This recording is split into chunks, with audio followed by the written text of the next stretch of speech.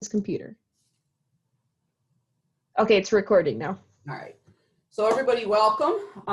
And the reason that Leanna and I wanted to do these sessions is because, first of all, we wanted to welcome everybody back to tax season, because we all know it's our favorite time of year. And just kind of wanted to check in, and we wanted to. Why don't you put yourself rather than Santa in the? I want to put Santa up, and you should be watching the PowerPoint anyway. Santa wants to be part of this. Put him in front of you. Well, I've got two computers going. I use my big screen. There you are. Something, and I know. I have two screens. So anyway, so we wanted to kind of update everybody on what we know so far. And I'll preface that by we don't know everything, as I'm sure everybody is aware. By virtue of the email that you got from Leanna as late as yesterday, you know, we had one plan to pick materials up at the site. Downtown Rochester is orange, so we had to change plans. We'll talk more about that later. So given that, let's, so thank you for your continued interest in working with us. We're very much looking forward to the season. We've got a lot of new things that we're going to be doing at the site. We've been very busy making plans for that. So we're going to talk about what's new with taxes, what's new with training and training in general. And then Leanna's going to be talking about what's new as far as the site and the volunteer process and some other things. So what's new in taxes? So I'm sure we've all read a lot about taxes, because I know I do. And I just imagine everybody else does. Filing date for 2020 returns is Thursday, April 15th. Again, everything we say is subject to change. You will see a new form for self-employed people. The IRS put out a new form called the 1099 non-employee compensation, which really is just for self-employed people. So that takes rental income out of it. It takes other income out of it. It's just for non-employee compensation. It works the same way as the 1099 miscellaneous. You enter it into TaxSlayer the same way as the 1099 miscellaneous. It's just a different form that we just have to be used to seeing. The 1040. Hey, Ellen, is that form simplified so it doesn't have, like, 10 boxes on it or something? Correct. It just has one? Right. It just has non-employee compensation. Yep. Okay, thanks. Yep. And the 1040 is going to look a little bit different. One of the things that, of course, I don't know how many people are aware, but there's going to be some additional lines. There's an above the line for charitable contributions of up to $300 per return. We did verify the IRS. It's $300 per return, even if you're married filing jointly. It's not $300 per person. It's $300 per return. And Ellen, is that cash only?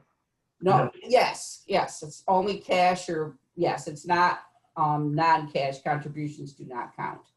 Right, but people that itemize would be able to do non-cash. Correct.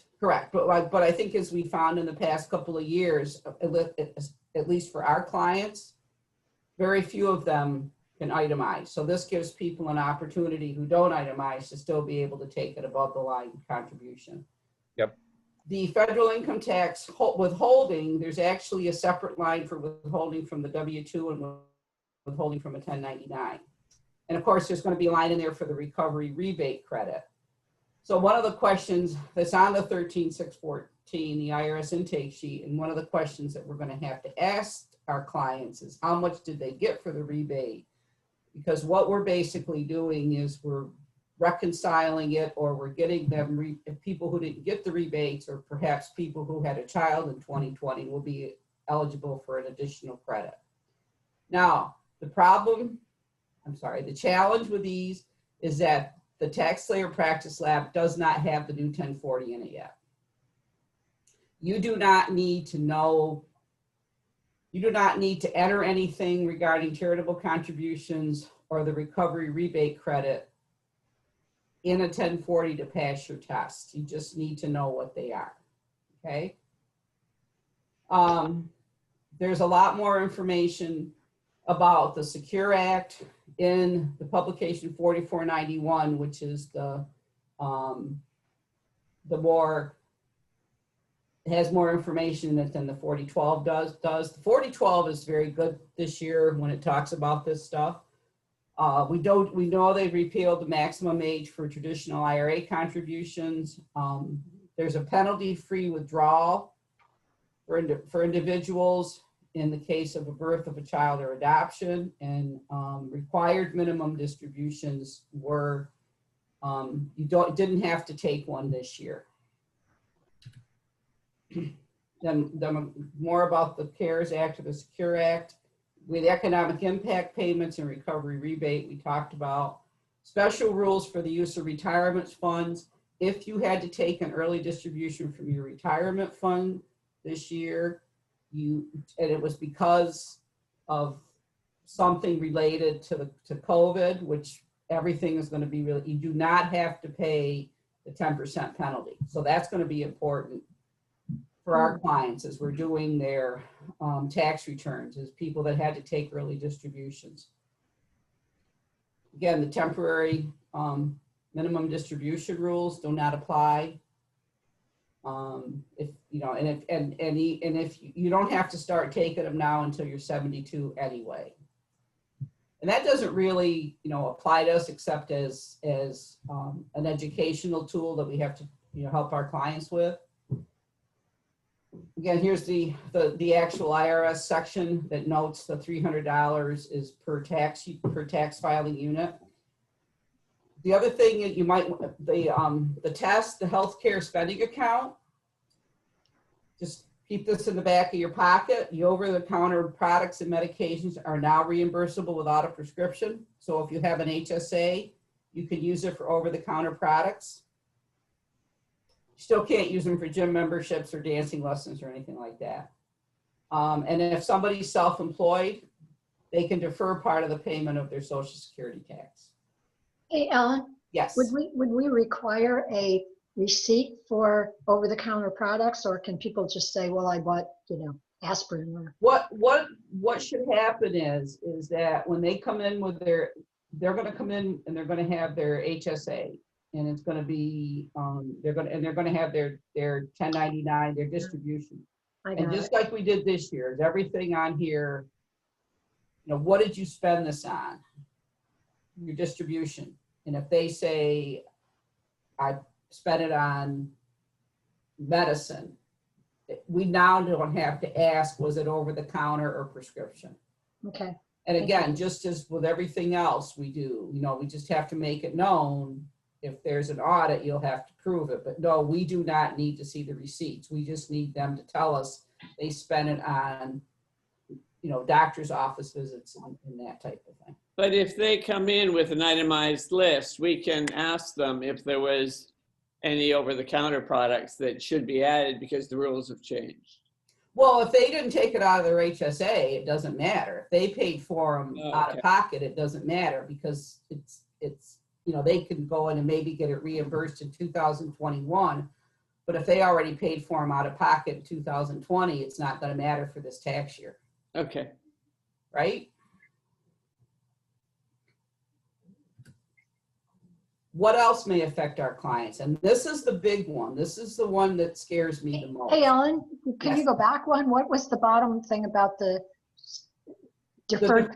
Deferred payment. If somebody's self-employed and they have to pay the employee portion of the Social Security and Medicare tax and the employer portion of the Social Security and Medicare tax.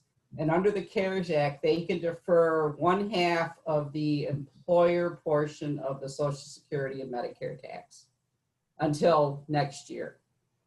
I'm going to say probably for the majority of our clients, this isn't going to factor into their tax return because most of our clients have very small businesses. and Right. even the ones that do the Uber driving. And we're going to see, I mean, we might as well just, figure out, we're going to see a lot of DoorDash. We're going to see a lot of Uber. We're going to see a lot of whatever else, whoever brings my Panera lunch to me. We're going to see a lot of those people. Ellen? Yeah. I have the impression that the deferral can be into the end of next year and the year after, as 2021 and 2022. Okay. But again, we have to be, we can certainly offer to the client. We just have to see, they have to be aware, if they're going to defer it, they have to be aware that that's going to be added on to whatever they owe on their 2021 taxes. Right? I'm talking about the deferral of. No, but what I'm saying, Bob, is that if they choose to defer it, we need to make them aware that that they will have to pay it eventually. Yeah. That's my point. One of the things I might mention is that some people have had Social Security taxes deferred from or not taken out of their pay. And it's not yet clear how that's going to be handled next year. Eventually, supposedly it was going to be paid. That's a 2021 tax question, correct? Bob? Yeah, it's just Okay, something. so we're not going to talk about that tonight. Yeah, I just thought it's something that might be mentioned to a client, that this is a possibility that they may have additional money taken out of their pay next year because of that deferral. But we won't necessarily It know. won't affect the return. Correct. They're going to get less in their paycheck next year. Yeah. When they start getting. The question is whether they should be more. When they start getting the makeup of their Social Security and Medicare taxes, it's going to be less out of their paycheck. It's not going to be, it's going to affect their tax return that way, but it's not going to necessarily, at least we don't know yet. We don't know how that's going to work. It's not And resolved. again, because that's a 2021 tax issue, I would rather table that until we're talking about 2021 taxes. Okay? My bigger concern is the unemployment insurance everybody got this year, which is going to affect their 2020 taxes. Because a lot of people who got the unemployment, first of all, they got an extra $600, and they didn't have taxes taken out of it, and they lost the earned income credit because it's not earned income. They had a loss of earned income. So they have more income, less earned income, less taxes taken out, less earned income tax credit. They're either going to see a decrease in their refund or they're going to owe taxes. And I just want us to be prepared as tax preparers and quality reviewers, and especially people that are reviewing returns with clients. This is something that I think we have to factor in, that we have to be aware of. Does that make sense? Yes. And we're going to actually, we've already done, as a group, Cash has already done some communication on this with the community. We're going to do some marketing on this. We're going to try to educate people that this is going to happen. Unfortunately, they weren't educated before they started getting the unemployment that they needed to have taxes taken out of it. And there's a lot of misinformation about the fact that the $600 you got from the government, the extra $600 was not taxable income, and that is not true. It's all taxable income. So we're going to have to make sure that we ask everybody about unemployment, and then we're going to have to make sure that we're aware of what could happen. Again, the above the line charitable contributions, everybody, I mean, like I give money to charity all the time and I can't itemize, but this year I know I can at least take $300 off. So there's a lot of people who give money to charity but don't itemize and aren't aware of the fact that they can take this $300. Again, we don't have to have proof of it, but we just have to make it known if they get audited, they have to add proof. And then the Rebate Recovery Act, or the economic payments. We're going to set up, there's a question on the IRS intake sheet, and we're going to set it up when they do the online form. We're going to set it up that if they answer yes, we're going to have them put in a box how much they got. So questions on this? I just have a general question, not on that. Will you mail out this PowerPoint? Yeah, I will turn it into a PDF. That's perfect. Thank you. And then if anybody who wants it, if they can just let us know, and we'd be happy to send it out. And So also I I can can, Ellen, how we talked about today, having a resource page, we could definitely put this up there too. Yeah, we may just, So we can do we may just try adding it to the training page to make it a little more accessible to everybody. Wherever, it's just that I'm taking notes like crazy, and all of a sudden I'm thinking, I could probably just Yeah. have a copy of. Oh, definitely, yes. That was actually something I was going to say at the end. We'll make this available. I think probably what we'll do is just put a link to it on the training page, Yep, that's fine. and then everybody. So there's only 7 of us on this Zoom. Maybe you could go ahead and just send it to the 7 Send of it us. to everybody. Right, and we're also recording it for people who couldn't make the training. So So we could do all 3. we can do whatever makes it easier for you guys. Yes. Okay. So now we're going to talk about training, because I know that. Yes. This is Tom. The charitable contribution, is that just for married No, filing? no. It's for everybody. That's what I thought. But what my point is that there was some miscommunication. There were some people who were saying if you were married filing jointly, you could take $600 Oh, okay, and not just $300. okay. So what I went to the IRS, and because what I had read did not say that. So I got confirmation, because I didn't want us to be giving people $600 when it only should be $300. So I wanted to clear that up before we even started. Okay. Thanks. Well, it's really a good reminder, Ellen, because, we drill it into people that don't itemize that they can't count, but you have people certainly that give to their church and things like this, and, for them to be able to take $300 off. could be- $300 is $300 off your Yes. income. Right.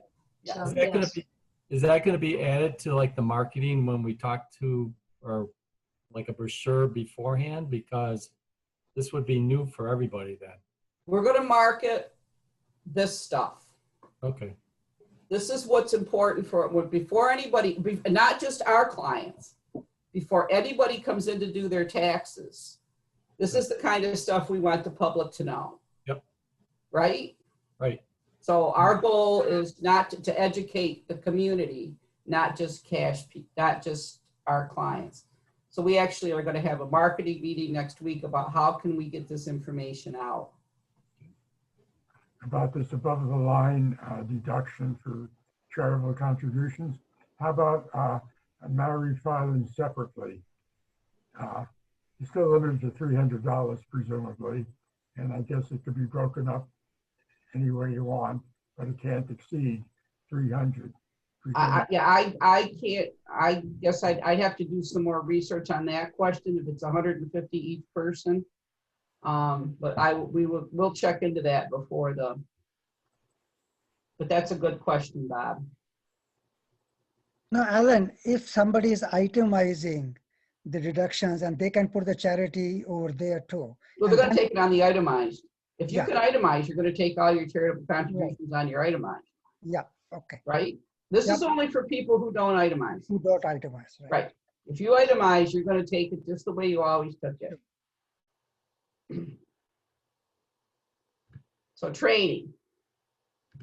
So again, our main source for the training materials are Pub 4012 and the 6744, the practice lab, and the link, the IRS Lincoln Learn, which has some good information in it. The practice lab has some good information in it about, if you want to refresh anything about TaxSlayer or anything like that. We put out on the website today helpful hints for the test. I don't have the check figures in there yet. I'll add those and update it. We are not, we'll get into the test in a minute. We only did the basic and the advanced. And then there's the online training modules. They do look a little bit different. They didn't, last year, the PowerPoints were all recorded. This year, they're not. You just look through the PowerPoints. So it's kind of like a self-learning tool. New York State, to the best of our knowledge, has not changed a lot. We are still waiting for them to update their volunteer resource page. We have not heard from New York State that they're going to change a lot of stuff.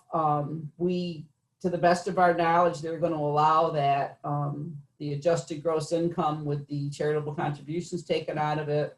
They're going to, you know, they still have the $20,000 pension exclusion. They still have everything they had. I have not heard that there are going to be any major changes.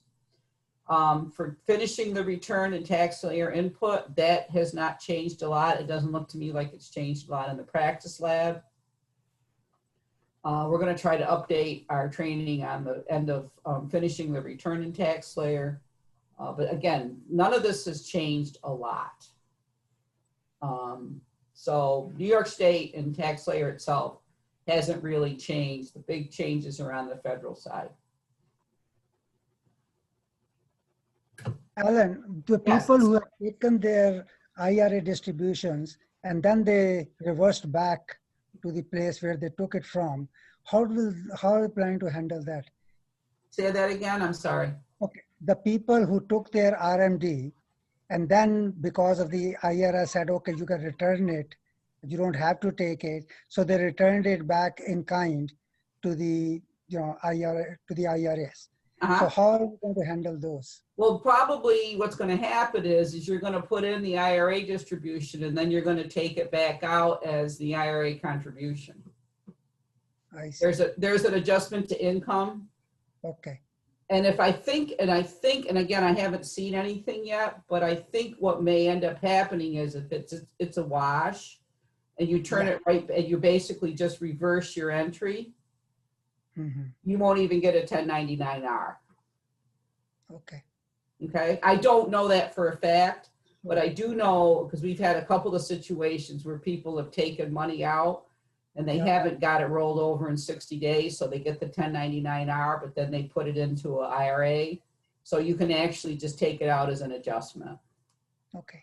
I think there was a deadline also, like by September, if you hadn't returned the monies that you took out for the minimal disbursement by that time frame, then it was treated as a disbursment. Well, it doesn't, I I mean, think that is again, it you know, it's whether we're talking about people who did it within the time frame. Because if you didn't do it in the time frame, then you're just going to get a 1099-R and it's just going to look like a regular disbursement, right? Yep. But I think there's some new stuff about you can make contribution. Well, I'm not going to get into what we can do because we could be here for hours. All right, so we got some additional trainings this year. Yay us. We had the sexual harassment training last year. We have to take it every year. Everybody has to take it every year. Everybody has to take it every year, even if you take it for another organization that you volunteer with. We have to take the one that's specific to Empire Justice Center. So there is a link on the training page that takes you to the sexual harassment training. There are also links on the training page to language access training. We are very cognizant of the fact that we have a lot of our clients, and we are actually working with some of the refugee communities to better serve their clients. So we have some information out there on language access. We're going to use LanguageLine. We're also looking at a opportunity with the Internal Revenue Services to get a free LanguageLine service, and there will be training on all those in January. When you complete these trainings, there is going to be a link at the bottom of every training for you to go in and update a SurveyMonkey that says you completed the training. And that's how we're going to know you completed it. And Leanna's going to talk a little bit more about how she's going to come and beat everybody up if they don't take it. Now, the other thing that we have to do is background checks. We are required now to do background checks on all of our staff and all of our volunteers. And Leanna will explain a little bit more about that, but before you can volunteer, we have to have a background check done. This is a national requirement that from the IRS, because we're doing so many things virtually now, that they wanted to add this additional requirement for our volunteers. They're very broad background checks. It's mostly, I think the one that we're doing, and Leanna, correct me if I'm wrong, the one we're doing is mostly about any kind of fraud or anything like that. Yeah, fraud, embezzlement, money laundering, anything to do with money, essentially. All right. But if you have a DWI, you're not driving for us, so we don't really mind. So does money laundering include the money that we put in our laundry every week? Yes. Just clarify. Do I have to admit to that? Really? Apparently, yes. I would have to say I've laundered a couple singles and fives and Yeah, me too. Many things in my lifetime, yeah.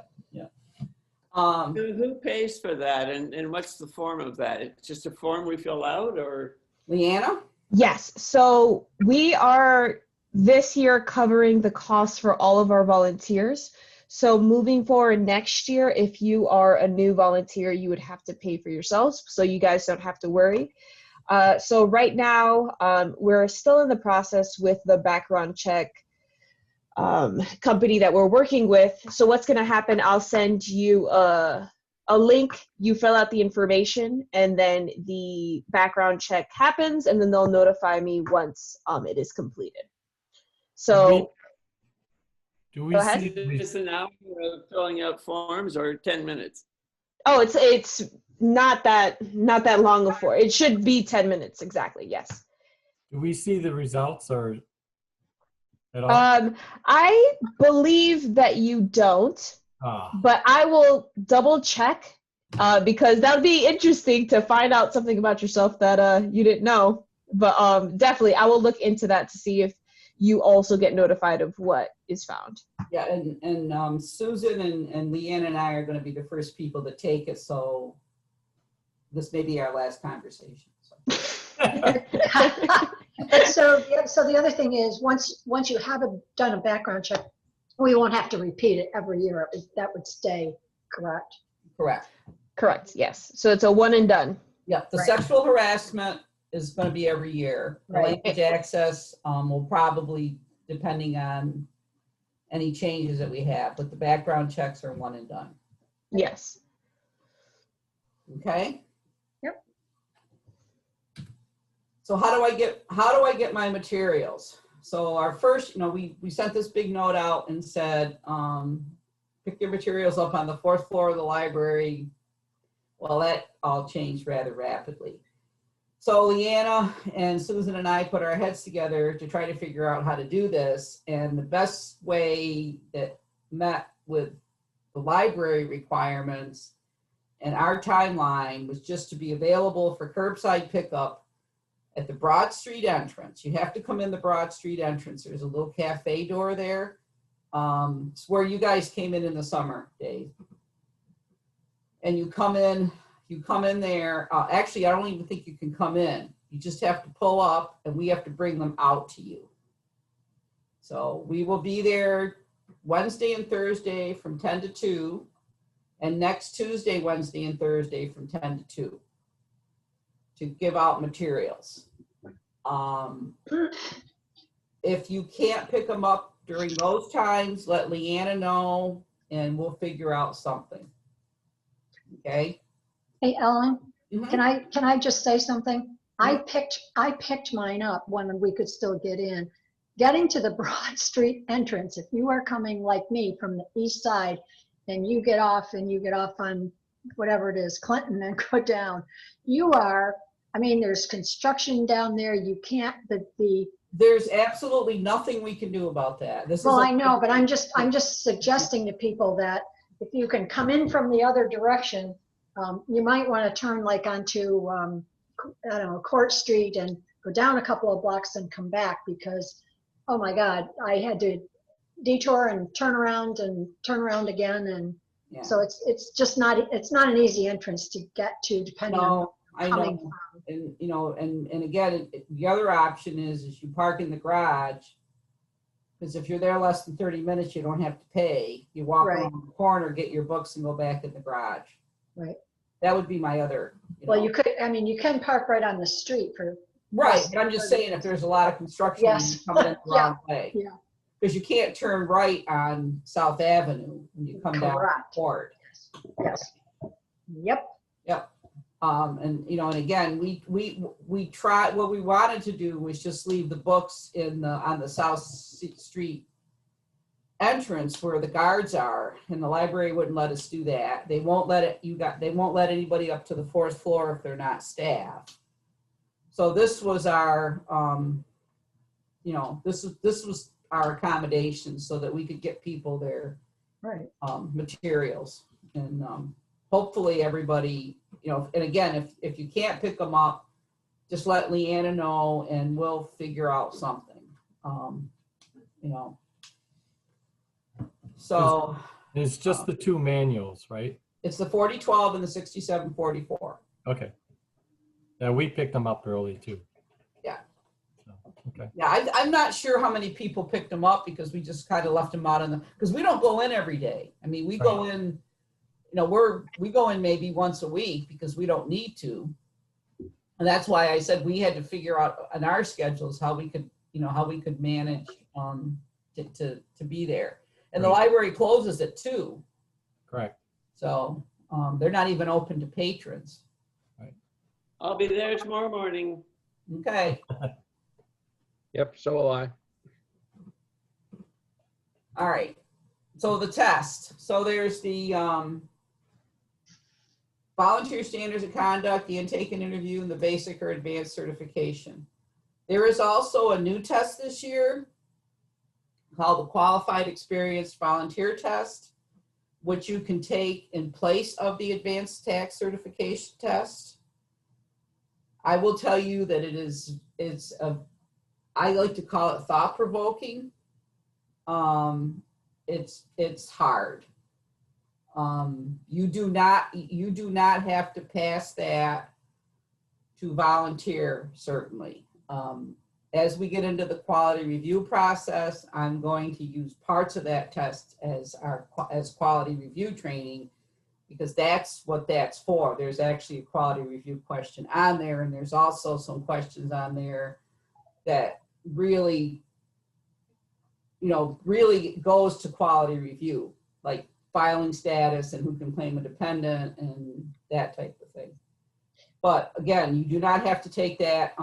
It's just a good test to look at, in my estimation. I'm sorry, Ellen, what did you say it was called? It's called the Qualified Experienced Volunteer Test. It's in the 6744. Okay. You know, I took it just because I wanted to see what it was like. And again, I read some stuff wrong and I made some really stupid mistakes. So. So are you gonna pre-select people for quality review like we did last year? That's yes. Okay. But So- again, So you're probably saying, you know, take the advanced test, and then if you want to look at the quality review questions, go ahead and look at them. Because that I'm might, saying I don't think it hurts anybody who's been volunteering with us more than 2 years to look at that test and see those questions and understand why we saw some of the stuff.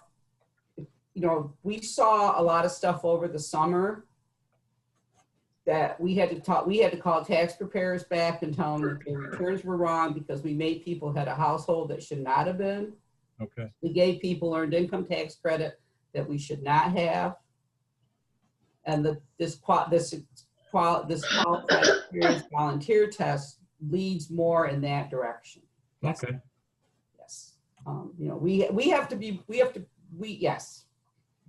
And then you're going to input the test on the IRS test site, just like you did before. There have already been some updates to the test. I think Leanna sent the link out earlier, but here's the link. And as always, we recommend you complete the test in the test booklet and then just put the answers into the test site. So then we put together, and this is one of the reasons that we are gonna this is one of the reasons we thought we'd send this out anyway. We'd already planned to do that because this has got a lot of frequently asked questions in it. And what we tried to do is think of all the questions that everybody's asked us in the past about how to do this. And so we just put together some frequently asked questions. And you know, the first thing is what's the password for the practice lab? That's like the favorite question in the whole world. And then just that, you know, if you can't remember your username and password, what do you get? How do you get your training materials? The link to the test, the test you have to take, what you have to take if you're going to be not a non-tax preparer versus what you have to take if you're going to be a tax preparer. The other big thing this year is, and I think we sent another note about this.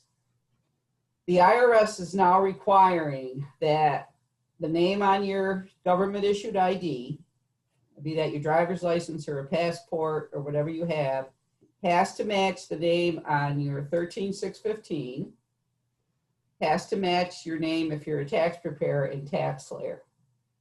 So everybody who was Joe all these years now has to become Joseph if that's your legal name. Everybody who was Dave has to become David if that's your legal name. Everybody who was Faith. Yeah, thank you. You're welcome. And you won't even Just calling people, calling Huh? people out. I said you won't even recognize me because I go by my second name. Exactly. And if that's what's on your driver's license. Yeah, and I go by both my first and middle name, so here we are. So what you're going to do this, when you sign into the IRS test region, see this little thing up here that says My Account? Click on that button. That will allow you to go in and update your name. Okay? That's where you do it there. We have to do it in TaxSlayer. So as soon as we start getting the volunteer agreements, we'll start updating TaxSlayer with your right names, assuming we can figure out who it is.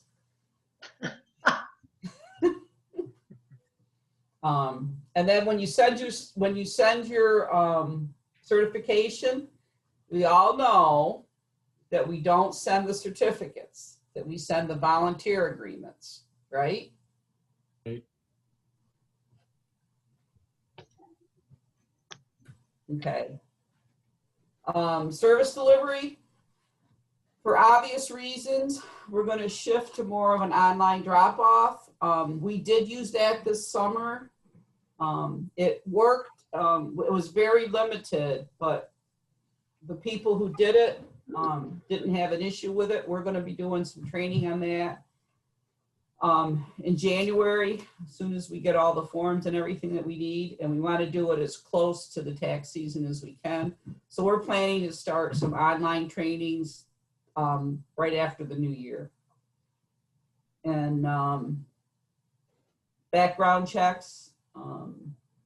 We're going to have a very limited in-person drop-off pending COVID for people who need interpretation services, or for people who just for whatever reason can't use the internet. And then training, again, online training materials and a lot of the other information that you need is at the Cash Training Center. It does have a new look. We actually just had it updated, and we're in the process of making some fine tuning on it, but most of the information is there. Okay. Ellen, will the VeriSign still be an option for people to have their taxes completed? The what sign? VeriSign? DocuSign? Or I'm sorry, DocuSign? That's the platform we're using. Yes. Okay. We're using Because in that for them In to, the summer, we had just limited preparers come in person.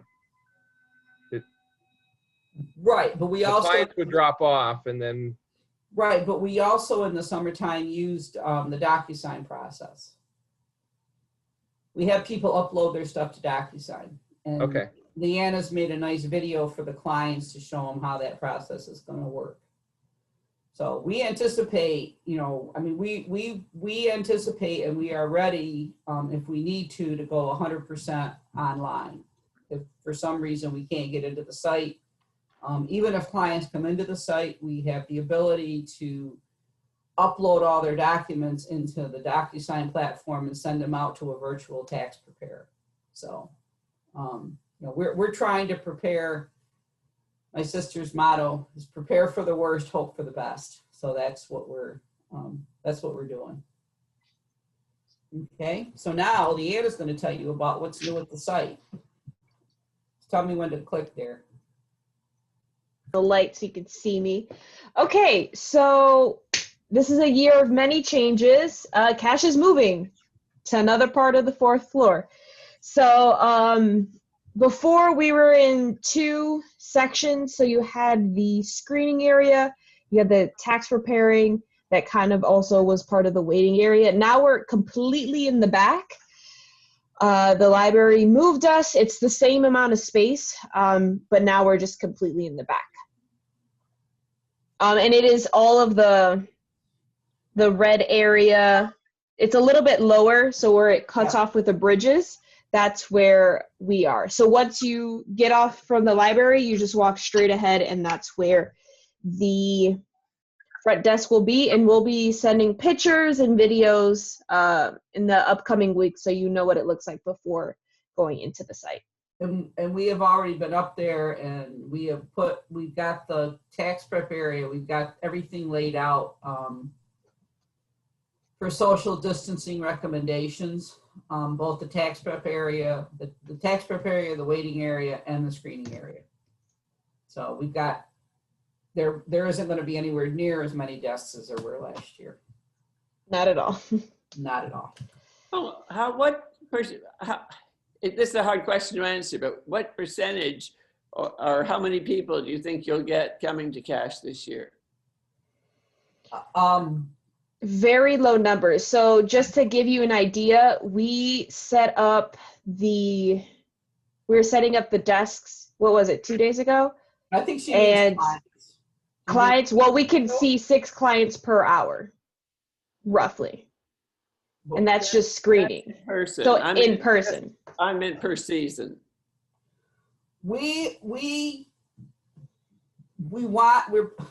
That's a really, really hard question to answer. We have a goal, and it's a lofty goal. And so it's just such a hard question to answer because we don't know how many of our clients are going to feel comfortable with the online process. And that's why we're doing marketing on that. We've got the video. We've sent the video out to clients. We're going to try to figure out a way to broadcast it more. We're hoping for 5,000. What did we have last year? Well, we didn't do that many because we closed in March.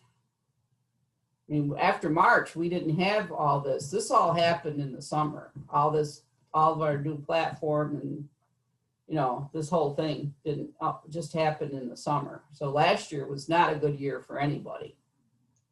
In 2018? I can't remember, Joe. Yeah. Okay. I can't. I think it was I think that was probably close to 7,500. Yeah, thank you. Mm-hmm. Okay, Leanna. Okay, can you click to the next screen? Oh, I got tax preparer requirements. Are we done with that? Oh, okay, no, sorry. Yeah, so you complete the training, pass the IRS certification. You all have done this many times.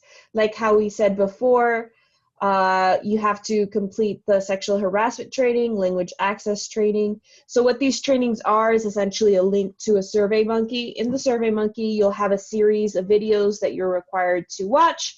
And after watching them, there's little spaces for comments. We ask you questions. We have you click boxes saying that you completed it, and then you sign it. There are about 6 people who have already done the sexual harassment training, and we do see how long it takes you to complete the training. So if you just click through, I can see that it only took you 3 minutes to complete the training. So if you could do those, the sexual harassment training took me about an hour to complete, and the language access training is about 40 minutes roughly, depending on if you speed up the YouTube videos. You could do it like in double speed if you like that, or you could put it in half speed and watch it in 2 hours. However you want to complete that. Is that one available? The language- Yes, the language access training is on the training page. Oh, it is. Okay. Yes. So if you go on the training page, both in the tax repairs and the non-tax training, they're both in there. So that was updated yesterday. Yes. Okay. We can show them that if you want when we're done. Oh yeah, I could definitely share my screen and show you what it looks like. Yeah, I saw the sexual harassment, but I must have looked beforehand for the language. Yeah, I uploaded it yesterday. Oh, okay. And be available for volunteer onboarding session. I think there's a slide for that. Here we are. Perfect. So we're implementing this new new procedure with volunteering. So we are having volunteers come into our site physically for an onboarding session. So what this is to make sure you have all of the training done, completed. I need to see a picture ID, a government issued ID, make sure you are the person that you say you are, because I may have met you and you have a completely different name. In this onboarding session, there will be some information given to you. If you choose to be a remote volunteer, there'll be information given to you then, and also giving you a tour of the site. This is a time for volunteers to come in, so you're ready to go in your first shift. We had some complications last year when 20 people would show up, not 20, but let's say 10 people would show up for their first shift all at the same time. And it was a huge bottleneck. So this is us trying to be proactive and have volunteers ready to go, getting your tax layer IDs, and giving you a tour for that. So before you can go on to your onboarding session, you have to complete all of the requirements. So the sexual harassment training, the language access training, having your background check completed, having your IRS certifications in. So I'll be tracking each part of the process, and I will let you know once you can start registering for the onboarding. We'll have a maximum, Ellen, did we say 10 or 5 people? I don't remember. I think we said 10 because we were going to split it up. Okay, perfect. So we'll be having the onboarding session, max 10 people can sign up per session, and we'll have it on a span of different days, different times, to have people come in and have this onboarding session. So before you can even come to the onboarding, you have to have all of your prerequisites complete, and once you complete onboarding, you can go to your first shift. And as another add-on to that, the IRS, even if you're going to do 100% remote, the IRS is requiring that we see you and your picture ID, your government issued ID with a picture on it, that of course has to match your 13,615, and we'll have to match whatever's in tax layer. So that's why at least once everybody will have to come into the site, even if they want to do 100% remote. If you are not comfortable with coming in with other people, again, if you just let Leanna know, we will make a time for you to come in where there's just like, there has to be at least one of us there, but you know what I mean? We'll make whatever accommodations we need to make. But the IRS is requiring, even if you volunteered for us, I mean, Faith has to show it to us, Jill, everybody on this call has to show us an ID, even though we know who you are. Yes, and we know you're real people And too. we know you're real people. We know your real names, but we still have to, this year, we have to see the ID and you. Yes, and we also can't have volunteers who are not in the county. So we've had a couple people who wanted to volunteer with us, but they're in Arizona, and there was this one person in Norway, which I really don't understand how they found us. But you have to be in Monroe County. Do we have any? What about if we go orange and well, I guess we are orange in library. We are orange. So I mean, We'll have to figure something out, and I don't want to think about it. But Yeah. once we get there, we'll plan. We'll probably do like a, what are those called? A drive-through, and I'll be there taking your orders well, or that makes something. sense. We'll think of something, but On the sidewalk. we are, yeah. I'm telling you right now, we have become very adaptable. Yeah, I'm It's sure like, you have. boom. So have No. we. Yeah, I'll come in a bubble suit, There you and go. we'll figure something out. But this is the plan for right now. And yeah, and we'll just hope it doesn't get that far. But if it does, we'll take it head on. Yep. And we are posting on the bottom part of this. It reminded me that we're posting shifts on the 16th. So we'll be posting both in person and virtual shifts. We'll have additional training for how to volunteer virtually, and also for the onboarding, we'll also have shifts available. So here are the training websites. So of course we have the training page. This is where you're going to find the language access, the sexual harassment. Link to it right from here. Oh yeah, if you want to do that. We'll also, this week we're adjusting the additional resources. So this PowerPoint will also be there eventually. Okay, so which screen can you, I still see the PowerPoint. now which screen do you see? Still see the PowerPoint. Still see the PowerPoint? Because I Yes. see the cash training page. Oh, now it's the PowerPoint in editing format. Really? Yep. Yes. New share. There, how's that? Oh, here we are. Cash Training Center. I think this is the old training center. So we just got our website updated. So this is the old one, the one that you saw last year. Yeah, now we're gonna do the new one. Boom, here we are. There we go. Okay, so you're gonna click for tax repairs, because that's what you guys are. So then you'll have all these steps. You review the operations slides, you have the sexual harassment training, you have the language access training, you have additional materials, you have the IRS training materials. The helpful hints are linked there. You can just click them. The online training, federal, New York State, cash and tax layer. The workshops will be in January, and so by the 16th of this month, we'll have signups for that. Complete your IRS certification. Email them to Susan, just as we've always done. Background check, the information should be coming in this week for that. Once you can submit the paperwork for the background check, The process takes about 2 to 3 days. It's a pretty quick turnaround. And then I think that's it. Did I miss something, Nope, that's Ellen? it. Yep. So that's the training page.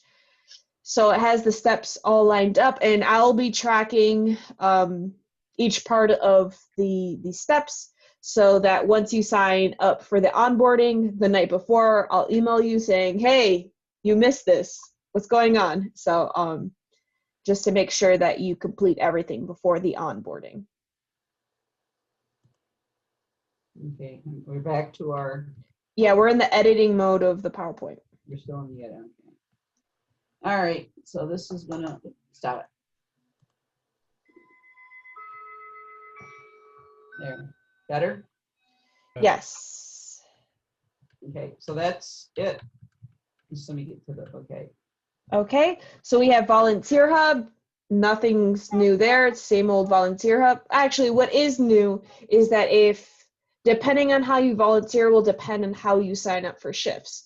So if you're an online volunteer completely virtually, you will sign up for a virtual shift. If you're in person, you will sign up for an in-person shift, just to distinguish where you are. Tax layer practice labs. Can I ask you a question? Yes, of course. The volunteer shifts, you're supposed to complete the return by the end of the shift, or there's some flexibility in terms of when you finish it and send it back in? So go ahead. Okay, so what our plan is right now is to have, it's just like a normal shift. If you would come into the site, you would show up at your shift time, complete your return. We expect the same for the virtual. So over the summer, when we were doing the online tax preparation, we said you had, I believe it was like 24 hours or 3 days. I don't remember the time exactly, but now we're changing it to a shift, just like you would come in person. You would be expected, if you sign up for the 10 a.m. shift, you would be at your computer at 10 a.m. With flexibility. Okay, so With flexibility, I had a yes. problem that I never came on time. I came at 10 and stayed until 2, and that screwed you up. But it gave you the number of hours, and it worked with my schedule. Is there any way of doing that, or just sort of sign up and come in? There is some flexibility. We could definitely talk one-on-one once the time comes for shifts, but definitely we can work something out, because we would love to have you no matter what time it is. But definitely we can talk offline about it. And the reason that we had to go back to a more definitive shift for even the online preparers is because we have to be able to know who's going to do the screening, the tax prep, and the quality review. And so just like when you're at the site, you know who's there to do certain tasks. Right. And in the online world, we have to have that same model. So I have to know that, you know, Joe's available for screening, David is available for tax prep, and you're available for QR, but we have to know that you're all available within a certain time frame. So that there's not, so that problem with right, so the returns don't get lost. a problem hours and your definition of the time slots. Right, and again, we've always been flexible with that, and we still can be. Yeah. Okay. So Ellen, just a quick question, and we might get into this later on with some of the training, but as we're doing a tax return, as a tax preparer, if I have a question and need to have that resolved, will I know who the quality reviewer would be, and could I set up a Zoom session with them or some sort of virtual session? What we will have on every shift, we will have staff who we are now calling virtual coordinators for whatever. And so yes, the answer to your question is there will always be somebody to ask a question of. If you have a question on a return, there will be a mechanism to do that. That being said, you know, there was going to be time restrictions. And again, this is why we have to have shifts, because if we have people who want to do a tax return at 2 o'clock in the morning, don't expect to get a Zoom call available at 2 o'clock in the morning, I guess is, but yes. I there will be asleep, yes. There will always be people available to answer questions. Yes. We will be available by phone, by email, and we can certainly Zoom or whatever is best for you. Yes.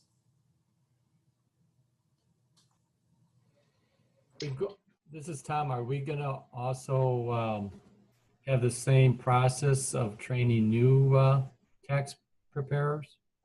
So the plan for that, and Leanne and I are still working through this. But what we would like to do is whenever a new tax preparer has their first return, we would like to piggyback them with an experienced preparer via a Zoom call or a Teams call or something like that. Or else in a virtual world, we can have a Zoom call with, like, we have a lot of college students who are going to volunteer. Right. So we also could have a Zoom call with all we could make sure they all have a tax return, and we could just have like a big Zoom call and answer questions, Okay. So there will be, yes, there will definitely be a mechanism for new preparers, because that's just how we have to do it. It's just not fair if we don't do it that way. Yeah, we're still ironing out the details, but we definitely can't leave them in the dark. I could say Zoom calls. That would be good, because then you can see the information as they're going through it. Correct. That's why Zoom is, the technology, one of the things that saved us is the technology. Mm-hmm.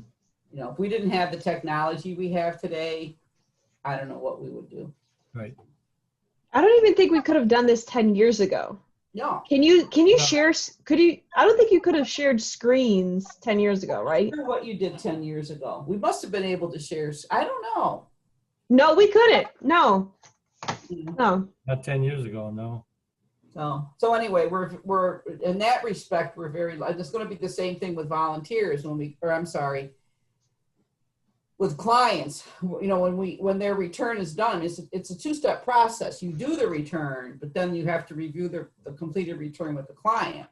Well, we can, again, the first part is to get their information, get the return done. The second part is to send them their return via another DocuSign envelope, set up a time with them with either a Zoom call or some kind of a call, and review the return just like they were there in person. Check their ID, go through the return with them just like we did today. And we're going to, in every return that gets sent is going to have a link to our community resource brochure. And it's also going to have, there's still going to be the cash questionnaire, and they still will have the opportunity to ask us about community resources. So none of this has changed. It just looks different. Right. And what may have happened before a return is done is now going to happen after a return is done. But sometimes that's a good thing, because if they know what kind of a refund they're getting, it may help them decide, I want to go see this person about a new apartment or something like that. So we're trying to make accommodations so our services don't change, just the way we do it changes. Ellen, I got a question from last year. Are we going to continue with the program to try to enhance savings? So where we they are. return the matching? We are. We're going to do it a little bit different. Again, we haven't got all the details ironed out because of the fact that it's going to be hard for us to, we're going to probably do it through more of a savings bond mechanics than we are a separate bank account. But again, this is a lot of TBD because we're still doing a lot of planning. I know it seems late to be doing planning, but things are changing so rapidly that we have had to shift gears probably, I don't know. Every day. Yeah, every day. Yeah. So yes, the short answer is yes, we are still going to offer that program. We will still offer the Save Your Refund program. Or, yeah, I guess that's it. I have a question about parking. Is that going to be the same? Parking will be the same. There will be reimbursement for volunteers. We'll comp you either place. We're working now on getting the South Street straightened out, but yes, parking will be the same. And we will comp the people, the clients who come in will get comped for 2 hours. One It will- other thing, Ellen, as far as the program to entice savings, will that be covered in the cash coach portion? Will somebody be coming in like they did last year to? I cannot answer that question. Okay. We'll have to take that up to, we'll have to take that up to the director. Okay. The reason I'm asking is because I do participate in that program also. Right, yep. It's a good question. So Leanna will have to make a note of that. Other questions? How, can you tell us just, I mean, an overview, how successful were those savings programs last year? I don't know.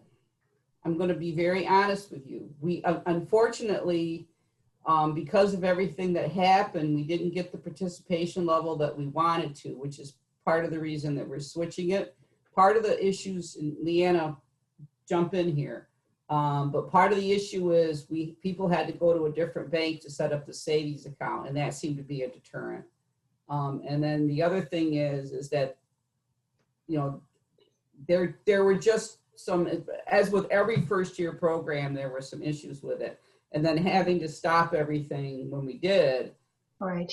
Yeah. Yeah. I mean, that whole thing that happened in March, just, you know. Yeah, and another issue that we ran into, the people who wanted to participate in the program couldn't qualify. They didn't have a dependent, or they didn't live in the city of Rochester. So Marlene is the one who was leading that program, so we don't have the direct numbers for that. But like how Ellen said, they're moving towards savings bond. Hopefully having that instead of a whole nother bank account will entice people to participate in the program. I wanted to participate in the program, but I can't. But, you know, and again, the interesting thing is that even though, and this is one of the things that we found incredibly interesting, was even though we lowered the income for the single people, like we lower, you know, like was $25,000 if you were single without it, or if you didn't have dependents, there was still over 60% of our clients who met that criteria. And so we still were doing a 60-40 split between single and head of households, or single and other. By far and away, we saw more single people. And the income levels were incredibly low. I mean, most of our clients were making $15,000 to $20,000. So, you know, so there's a whole, I mean, it's just so hard for us, because part of our mission is to increase the number of people and the education around the earned income tax credit, which we have another mission that we're trying to do, and another program that we're trying to encourage that. But the other part of this is, but there's so many people who are single who make so little money and who are still eligible for earned income credit. So what do you know, how do you meet everybody's needs, because you only have so many resources? So, I think we're done. boom. Do we have any other questions? And Joe Lippert, I'll be by at noon tomorrow. All right. Good I'll job, Ellen. probably be there around 11, between 10 and 11. Okay. Thanks. Great job, you guys. Good job. Yep. Okay. So Yeah, what, thank you. so what we'll do is we'll Presentation out, that would be good. We will do it tomorrow. Okay. Hey, Leanna? Sounds good. Would you remind me to do that? Yeah, most definitely, yes. And you captured all the, I think we know everybody who's on here. but- Yeah, I captured everyone in the beginning. All right, so well, it was really good to see everybody. I hope this was useful information. Oh, definitely. We just thought it was important to get everybody, and I just wanted to see everybody anyway. And Santa Claus says hi. Santa Claus has a little And here- and Coca-Cola. here I am, Jill. Does that make you feel better? All right, Yes, guys, thank you. Thank you. Thank very you for much. coming out. Yep. Thank you. Bye now. Bye. Bye. Bye.